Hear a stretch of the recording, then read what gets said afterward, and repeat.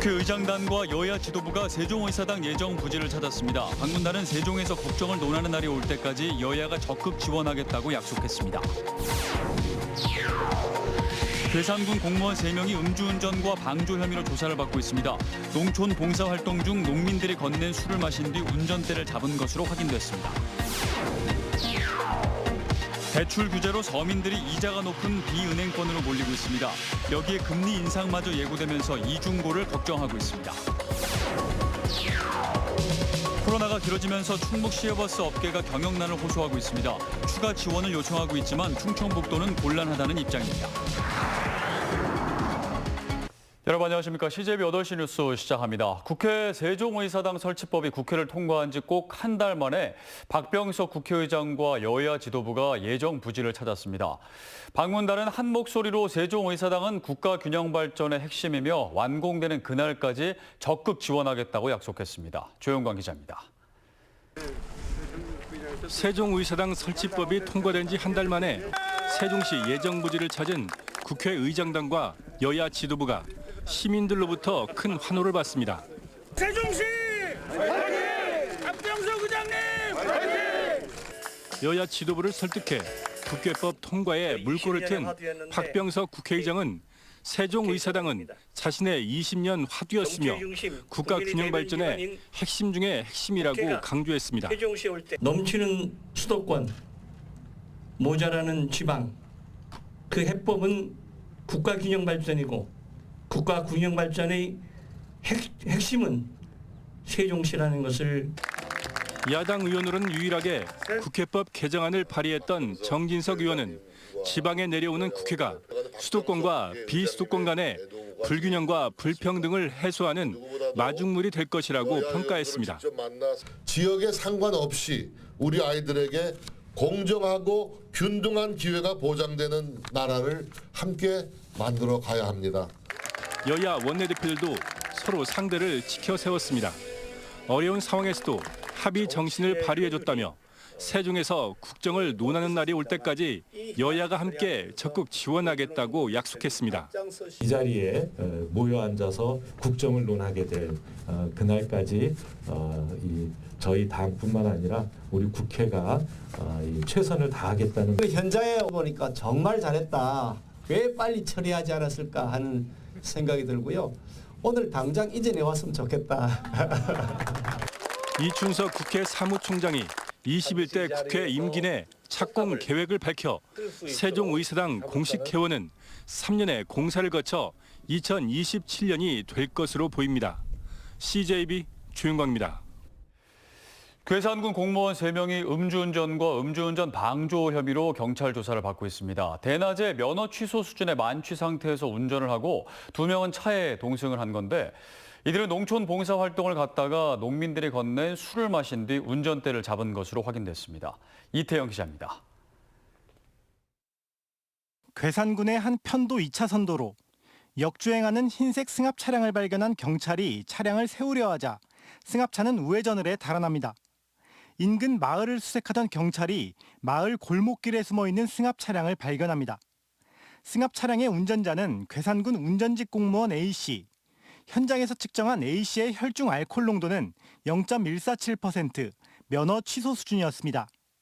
차량에는 A씨 외에도 괴산군 모 면장 등 공무원 2명이 더 타고 있었습니다.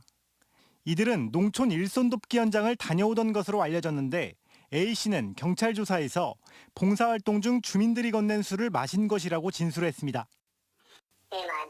저희 몇 명이서 돈을 갖고 마시고 그렇게 헤어진 거예요.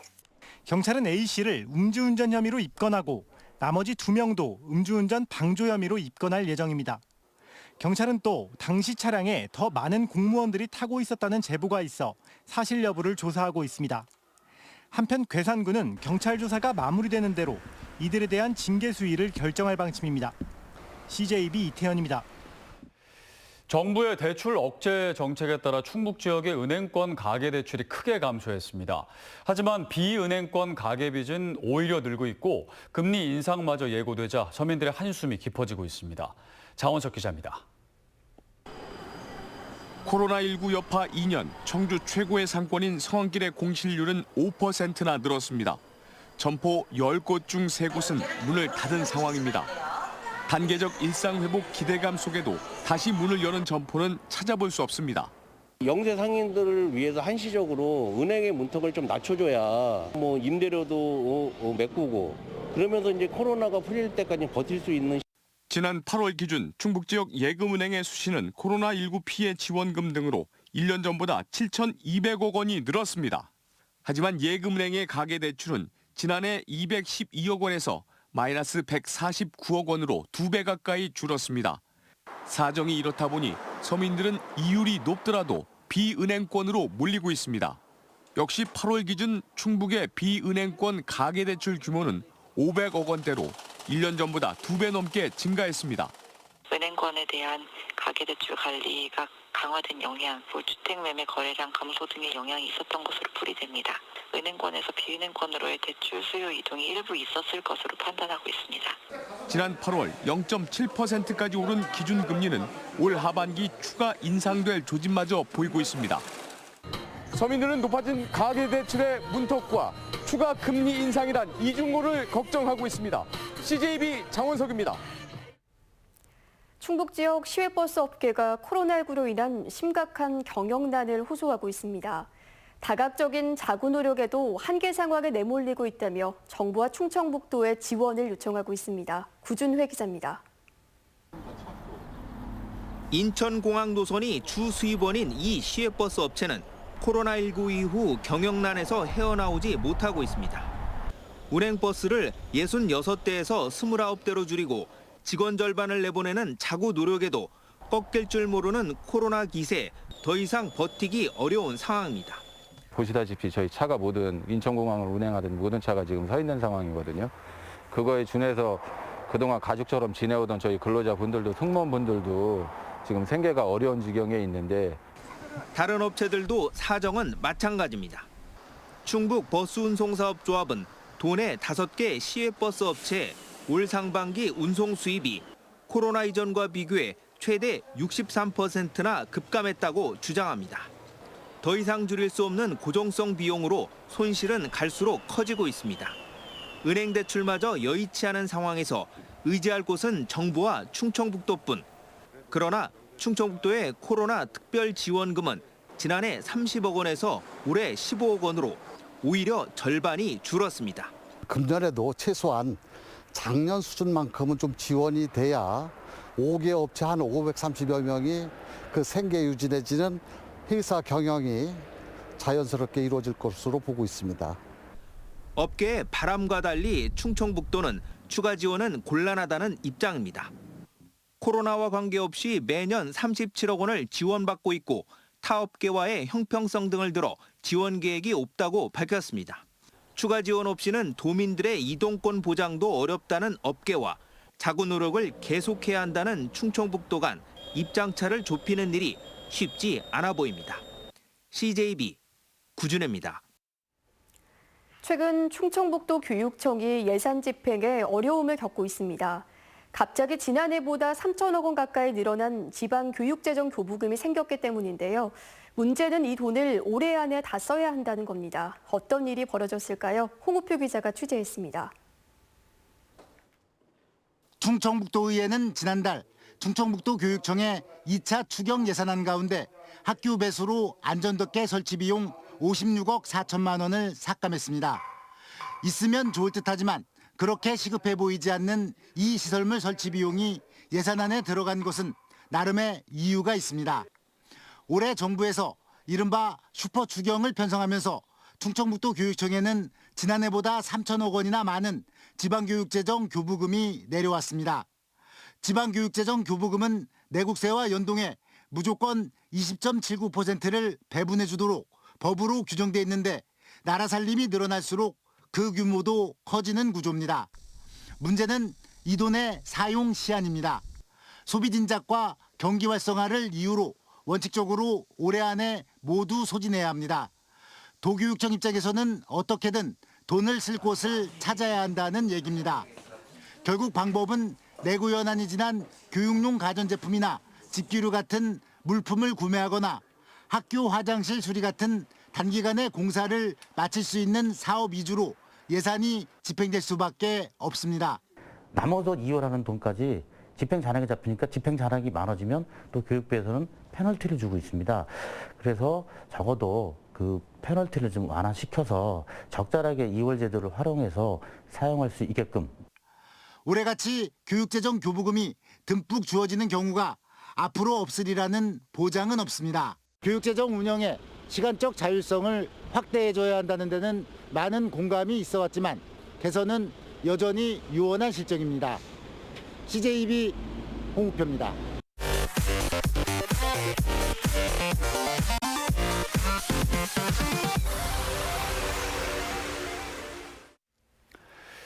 오늘 도내 코로나19 신규 확진자는 34명으로 집계됐습니다. 지역별로는 청주 14명, 보은 8명, 충주, 진천, 음성 각 4명입니다. 대부분이 지인과 가족 등을 통한 N차 감염으로 청주에서는 학교와 수영장, 보은에서는 한 의원을 통한 연쇄 감염이 이어졌습니다.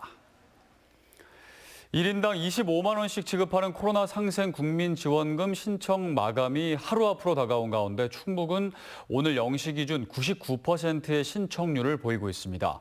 충청북도에 따르면 수혜 대상 141만여 명 가운데 미신청자는 14,630명으로 금액으로는 37억 원에 달합니다.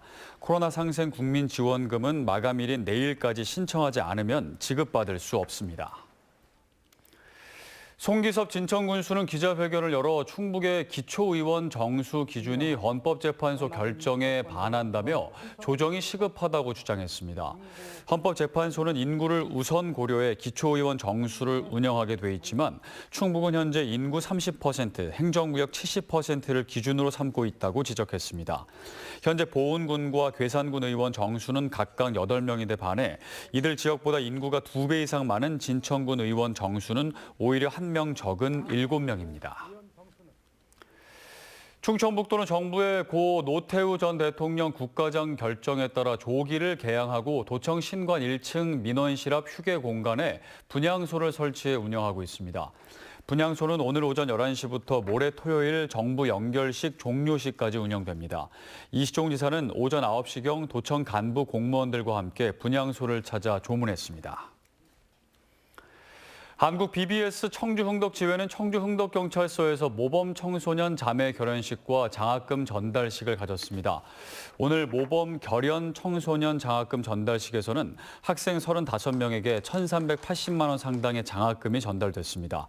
또 학생 3명과의 신규 자매 결연과 신입 지도위원 3명에 대한 위촉식도 함께 진행됐습니다. 청주 여중생 성폭행 사건 피의자에 대한 신상 공개가 불발됐습니다. 여중생 유족 측 요청에 따라 형사사건 공개심의위원회를 개최한 청주지검은 계부인 A씨가 공적 인물이 아니라는 이유를 들어 신상 공개는 적절하지 않다고 결론지었습니다. 청주지검은 다만 비공개였던 A씨 재판을 일반 방청을 허용하는 공개 재판으로 전환해 줄 것을 재판부에 요청했습니다. 전기차 소재 부품 제조기업인 주식회사 HNS가 제천 3산업단지 공장 신축을 위한 첫 삽을 떴습니다. HNS는 이번 착공을 시작으로 1,500억 원을 투자해 연면적 15,000제곱미터 규모의 공장을 건설하고 오는 2025년까지 본사와 공장을 확장 이전해 300명 가까운 신규 일자리를 창출할 예정입니다. 2021 세계 무예 마스터십 컨벤션이 오늘 그랜드 플라자 청주 호텔에서 개최됐습니다.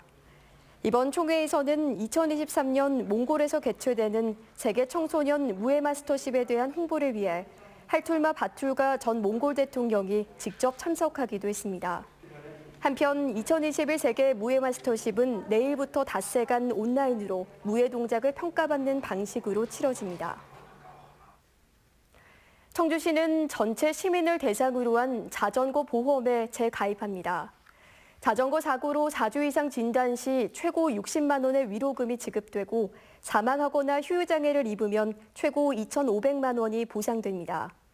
지난 2015년부터 무료 자전거 보험에 가입하고 있는 청주시는 올해 6월까지 1,800여 명의 시민이 17억 9천만 원의 보상금을 받았습니다.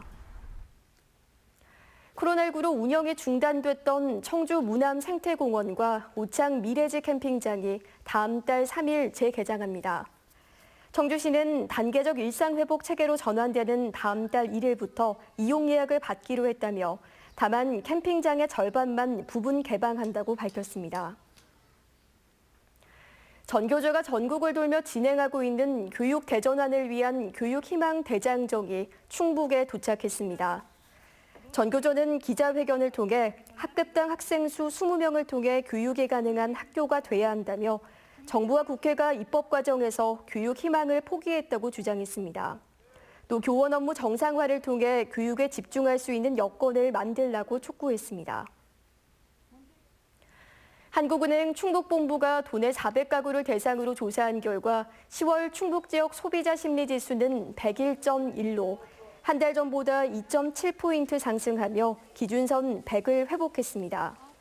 이달 소비자 심리지수는 3개월 연속 하락세를 유지하다 반등한 것으로 위드 코로나 시행에 대한 기대감이 반영된 것으로 분석됩니다.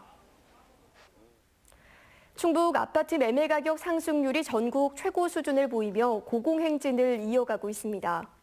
한국부동산원의 주간 아파트 가격 동향에 따르면 이번 주 충북 아파트 매매 가격은 지난주보다 0.35% 올라 상승률이 전국에서 두 번째로 높았습니다.